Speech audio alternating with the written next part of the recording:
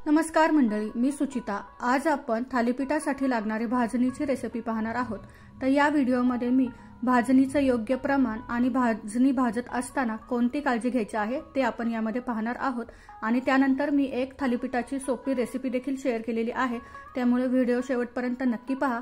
आवडला तर चॅनलला सबस्क्राइब करा, व्हिडिओला लाईक करा। बऱ्याचदा काय होतं की स्वयंपाकाचा कंटाळा येतो, अशा वेळी झटपट करण्यासाठी असं थालीपीठाची भाजणी जर असेल तर तुम्ही वेगवेगळ्या प्रकारचे थालीपीठ बनवू शकता। काहीच नसेल तर कांदा बारीक चिरायचा, आलं लसणाची पेस्ट घालून देखील खमंग थालीपीठ आपण झटपट असं 10 मिनिटात तयार करू शकतो। दह्याबरोबर आणि चटणीबरोबर सर्व करू शकतो। तर इथे मी भाजणीसाठी लागणारे धान्य काढून ठेवलेलं आहे आणि त्याचं योग्य प्रमाण जे आहे ते आपण पुढे व्हिडिओमध्ये पाहणार आहोत। तर व्हिडिओला सुरुवात करूयात। तर सर्वात आधी मंद आचेवर आपल्याला कढई गरम करून घ्यायची आहे आणि सर्व जे धान्य आहे ते मंद आचेवरच भाजून घ्यायचं आहे, अजिबात करपू द्यायचं नाही। तर इथे मी कढई गरम करायला ठेवली आहे, त्यामध्ये 1 वाटी आपण इथे मुगाची डाळ घेतलेली आहे। ही मुगाची डाळ मी घरी केलेली आहे, त्यामुळे यामध्ये थोडासा चुरा दिसेल किंवा मूगही दिसतील, पण हा मूग डाळ केल्यानंतर त्याच्या खाली राहिलेला चुरा आहे, पण भाजणीमध्ये चालून जाईल, त्यामुळे मी इथे घेतला आहे। तुम्ही मुगाची डाळ घेतली तरीही चालेल। तर हे व्यवस्थित आपल्याला खमंग वास येईपर्यंत भाजून घ्यायचं आहे। त्याच प्रकारे इथे मी 1 वाटी 2 वाट्या हे हरभऱ्याची डाळ देखील घेतलेली आहे। हे मी वाटीने मोजून दाखवते। हरभऱ्याची डाळ केली होती तर त्यातला हा चुरा उरलेला आहे, वाया जाऊ नये म्हणून मी हा भाजणीत घालणार आहे। तर पहिली 1 वाटी घातली आणि आता दुसरी वाटी म्हणजे 2 वाट्या आपल्याला हरभऱ्याची डाळ घ्यायची आहे आणि खमंग वास येईपर्यंत तिला भाजून घ्यायची आहे। गॅस मंदच ठेवायचा म्हणजे डाळ करपणार नाही आणि व्यवस्थित भाजल्या देखील जाईल। तुम्ही ते पाहू शकता, डाळीचा कलर छान बदललेला आहे आणि वास देखील खमंग येतोय। यामध्ये तुम्हाला हरभऱ्याचे काही तुकडे देखील दिसतील, पण दळल्यानंतर ते पूर्ण एकजीव होतात आणि याची भाजणी जी आहे अतिशय खमंग लागते, त्यामुळे मी यामध्ये असंच घालून देते। आता इथे हे रेशनचे मी तांदूळ घेतलेले आहेत, तुम्ही तुमच्याकडे जो तांदूळ असेल तो घेतला तरीही चालेल, पण हे तांदूळ जो आहे छान भाजला जातो आणि फुलतो देखील, हा माझा स्वतःचा अनुभव आहे। रेशनच्या तांदळाची भाकरी देखील खूप छान होते। तर 2 वाट्या आपण इथे तांदूळ घेतलेला आहे। तांदूळ पांढरा होईपर्यंत आणि फुलेपर्यंत आपल्याला मंद आचेवर भाजून घ्यायचा आहे। सतत हलवत आपल्याला भाजून घ्यायचा आहे आणि जर मंद आचेवर ठेवला तर सतत हलवायची गरज नाही, पण जर गॅसची फ्लेम मोठी केली तर सतत हलवत आपल्याला हे भाजून घ्यायचं आहे। तुम्ही ते पाहू शकता, जो तांदूळ आहे तो छान फुललेला आहे आणि पांढरट झालेला आहे। अशा वेळी याला आपण काढून घ्यायचं आहे। यावर स्टार्च नसतं, त्यामुळे काय होतं की हा तांदूळ असा पटकन भाजला देखील जातो आणि खरपूस होतो। जे पॉलिशचे तांदूळ असतात त्यावर पॉलिश असल्यामुळे ते व्यवस्थित भाजले जात नाही, त्यामुळे मी इथे रेशनचा तांदूळ वापरलेला आहे। त्यानंतर आपण इथे 4 वाट्या ज्वारी घेतलेली आहे, त्यातली 2 वाट्या मी आधी घेते आणि नंतर 2 वाट्या भाजून घेणार आहे। तुम्ही ते पाहू शकता, हे जे धान्य आहे ते मंद आचेवर भाजलं की त्याच्या छान लाह्या बनायला सुरुवात होतात। याच्यामध्ये जे पांढरट दिसत आहे ती ज्वारीची लाही आहे। व्यवस्थित भाजल्यानंतर सगळीकडून भाजलं गेलं की त्याची लाही तयार होते आणि असं जे खमंग भाजणी आहे ती खूप छान चवीला लागते, त्याचं थालीपीठ खूप अप्रतिम लागतं। तर मंद आचेवर मी ही ज्वारी भाजून घेत आहे। तुम्ही ते पाहू शकता, ही ज्वारी न भाजता आणि भाजल्यानंतर यामध्ये किती फरक दिसतोय। आता उरलेले 2 वाट्या मी भाजून घेत आहे, म्हणजे टोटल आपण 4 वाट्या ज्वारी घेतलेली आहे। ही ज्वारी आपल्याला छान भाजून घ्यायची आहे। त्यानंतर आपण इथे बाजरी घेतलेली आहे। ज्याप्रमाणे ज्वारी भाजल्यानंतर त्याच्या लाह्या होतात त्याचप्रमाणे बाजरीच्या देखील लाह्या होतात, इथपर्यंत आपल्याला ती भाजून घ्यायची आहे। मंद आचेवर भाजलं की बाजरीच्या देखील लाह्या फुटायला सुरुवात होते। पुढे तुम्ही व्हिडिओमध्ये पाहालच।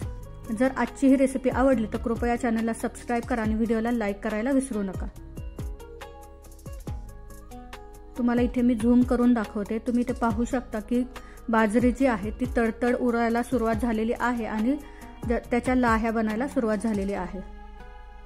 ही भाजणी तुम्ही 1-1.5 महिना छान बंद डब्यामध्ये ठेवू शकता, खराब होत नाही आणि ह्यातलं धान्य जे आहे ते भाजलेलं असतं, त्यामुळे त्याला जाळी आली देखील होत नाही। तुम्ही ते पाहू शकता, बाजरीच्या देखील लाह्या फुटायला सुरुवात झालेली आहे। आता ही बाजरी आपल्याला काढून घ्यायची आहे। कुठलंही धान्य आपल्याला करपेपर्यंत भाजायचं नाहीये, नाहीतर मग भाजणीला वास लागतो। त्यानंतर आता आपण 1 वाटी हे गहू घेतलेले आहे। गव्हावर छान डाग येईपर्यंत आणि फुलेपर्यंत गहू देखील आपल्याला भाजून घ्यायचे आहेत। तुम्ही ते पाहू शकता, पुढे भाजल्यानंतर त्याच्यावर छान डाग येतात आणि त्याच्या देखील लाह्या फुटायला सुरुवात होत आहे आणि त्याचा कलर कसा चेंज झाला तुम्ही इथे पाहू शकता। अशा प्रकारे धान्य भाजून घेतलं तर त्याची जी भाजणी आहे ती देखील खमंग होते। याच्या देखील लाह्या फुटायला सुरुवात झालेली आहे। आता हे मी काढून घेत आहे। यामध्ये बरेच लोक पोहे घालतात, पण मी पोहे घालत नाही, फक्त धान्य घालूनच ही भाजणी भाजते। याचे देखील थालीपीठ खूप छान होतात। हे गहू छान भाजलेले आहेत। आता हे मी काढून घेत आहे आणि त्यानंतर अर्धी वाटी इथे मी धने घेतलेले आहेत। हे धने मी माझे घरचे आहेत, त्यामुळे थोडेसे काळे दिसतील, तर खमंग वास येईपर्यंत हे देखील आपल्याला भाजून घ्यायचे आहेत, अजिबात करपू द्यायचे नाहीये। अशा प्रकारे ही भाजणी मी भाजून घेतलेली आहे। आता ही थंड झाली की मग आपल्याला गिरणीवरून दळून आणायचे आहे। तुम्ही ते पाहू शकता, मस्त ही साधारण ही 3 किलोची भाजणी झालेली आहे। 4 वाट्या ज्वारी, 2 वाट्या बाजरी, 1 वाटी गहू हे धान्याचं प्रमाण आहे आणि 1 वाटी मूग डाळ, 2 वाट्या हरभरा डाळ ही डाळीचं प्रमाण आहे। अर्धी वाटी यामध्ये धने घातले आहेत। तर ही भाजणी आपली दळून आलेली आहे। ही भाजणीचा या पिठाचा वासच इतका खमंग येतो ना की म्हणजे अगदी थालीपीठ करायला भाग पडते। आता हे व्यवस्थित आपल्याला चाळून घ्यायची गरज नाही, कारण हे ताजंच आत्ताच आणलेलं पीठ आहे। तर मी इथे खलबत्त्यामध्ये 1 चमचा जिरे, 6 ते 7 लसणाच्या पाकळ्या घेतलेल्या आहेत आणि अर्धा इंच आल्याचा तुकडा घेतलेला आहे। हे छान आपल्याला कुटून घ्यायचं आहे। थोडंसं ओबडधोबड कुटलं तरी चालेल, यामध्ये तुम्ही कोथिंबीर घातली तरीही चालेल। आता जे लसणाचं आणि आल्याचं मिश्रण आहे ते आपण बाजूला ठेवूयात। एका भांड्यामध्ये मी 4 थालीपीठांसाठी लागणारं पीठ काढून घेत आहे। त्यावर आपण भरपूर अशी कोथिंबीर घालायची आहे, चिरलेला कांदा घालायचा आहे।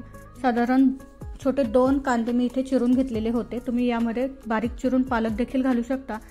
आलं लसणाचं जे आपण क्रश करून घेतलं होतं ते यामध्ये घालायचे आहेत। भरपूर असे तीळ घालायचे आहेत। अर्धा चमचा हळद, चवीनुसार यामध्ये आपल्याला तिखट घालायचं आहे आणि यामध्ये मी थालीपीठ मऊ होण्यासाठी दही घालत आहे। दही घातल्याने थालीपीठाची चव देखील बदलते आणि छान मऊ देखील होतात। यामध्ये 1 पळी आपल्याला तेल देखील घालायचं आहे। हे कच्चंच तेल मी वापरत आहे। चवीनुसार मीठ घालायचं आणि हे पूर्ण जे पीठ आहे त्याला मसाला लागेपर्यंत व्यवस्थित चोळून घ्यायचं आणि कमीत कमी पाण्याचा वापर करून आपल्याला हे थालीपीठ बनवायचं आहे। थालीपीठाचा गोळा जो आहे घट्ट असेल तर ते थालीपीठ खमंग भाजलं जातं आणि जर तुम्ही थालीपीठाचं जे पीठ आहे ते थोडं सैलसर ठेवाल तर ते थालीपीठ सैल होतं, म्हणजे खरपूस भाजलं जात नाही। त्यामुळे घरामध्ये छोटे मुलं किंवा वयस्कर व्यक्ती असतील तर अशा वेळी तुम्ही पीठ थोडं सैलसर ठेवा आणि ते थालीपीठ बनवा। ते थोडेसे मऊ होतील, म्हणजे त्यांना खाता येतील। पण इथे मी घट्टसर असा थालीपीठाचा गोळा मळून घेतलेला आहे। तुम्ही ते पाहू शकता, याचा कलर खूप छान आलेला आहे आणि साधारण याचे 4 थालीपीठ होणार आहेत। तर तवा इथे थंडच आहे, त्यावर मी थोडंसं तेल घातलेलं आहे। तेल सर्व बाजूने व्यवस्थित लावून घ्यायचं, म्हणजे काय होतं की थालीपीठ जे आहे तव्याला चिटकत नाही, व्यवस्थित भाजलं जातं। आता थोडासा पिठाचा गोळा घेऊन आपल्याला पातळसर असं थालीपीठ थापून घ्यायचं आहे। आवडीनुसार तुम्ही साईज कमी जास्त करू शकता। हे थालीपीठ अतिशय पौष्टिक आहे आणि पोटभरीचं देखील आहे। अगदी 10 मिनिटात तुम्ही थालीपीठ आणि चटणी बनवून स्वयंपाक तयार करू शकता। पातळ असं हे थापून घ्यायचं आहे। तुम्ही जर आवडत असेल तर कपड्यावर देखील अशा प्रकारे थालीपीठ थापून त्यानंतर ते गरम तव्यावर घालू शकता, पण इथे तवा थंड आहे तर मी हातानेच थापून हे थालीपीठ व्यवस्थित करत आहे। त्यानंतर आपल्याला यावर तीळ घालायचे आहे, थोडीशी कोथिंबीर घालायची आणि ते दाबून व्यवस्थित सेट करायचं। त्यानंतर आपल्याला मध्ये जे आहे ते छोटी असे होल करायचे आहेत की जेणेकरून थालीपीठ जे आहे ते मध्ये देखील व्यवस्थित भाजलं जाईल। त्यामध्ये थोडंसं तेल सोडायचं, म्हणजे छान खरपूस होतं। मंद आचेवर आपल्याला हे थालीपीठ छान भाजून घ्यायचं आहे। थालीपीठाचा कलर तुम्ही पाहू शकता, अगदी मस्त आलाय आणि दुसऱ्या तव्यावर देखील मी अशाच पद्धतीने थालीपीठ थापून घेत आहे। जर आजची ही रेसिपी आवडली असेल तर कृपया चॅनलला सबस्क्राईब केल्याशिवाय जाऊ नका। व्हिडिओला लाईक करा आणि लाईक केल्यानंतर घंटीचं बटनही दाबा, म्हणजे काय होईल की पुढचे व्हिडिओ देखील तुम्हाला पाहता येतील। तुमच्या फोनवर व्हिडिओचं नोटिफिकेशन देखील येईल। अगदी झटपट आपले हे थालीपीठ तयार झालेले आहे। तुम्ही पाहू शकता की शिजल्यानंतर याचा कलर किती सुरेख होतोय। व्यवस्थित भाजलं की आपल्याला हे पलटी करायचं आहे आणि दुसऱ्या बाजूनी देखील थोडंसं डाग पडेपर्यंत किंवा खरपूस होईपर्यंत भाजून घ्यायचं आहे। हे तुम्ही चटणी बरोबर सर्व करू शकता किंवा दह्यात साखर घालून ते देखील सर्व करू शकता, ते देखील चवीला खूप छान लागतं। तर अशा प्रकारे आपले दोन्हीही थालीपीठ तयार झालेले आहेत। तर इथे मी दही आणि चिंचेची चटणी घेतलेली आहे आणि थालीपीठ आपले तयार झालेले आहेत। आजची ही रेसिपी आवडली तर कृपया चॅनलला सबस्क्राईब करा आणि मला कमेंट करून नक्की कळवा। व्हिडिओ शेवटपर्यंत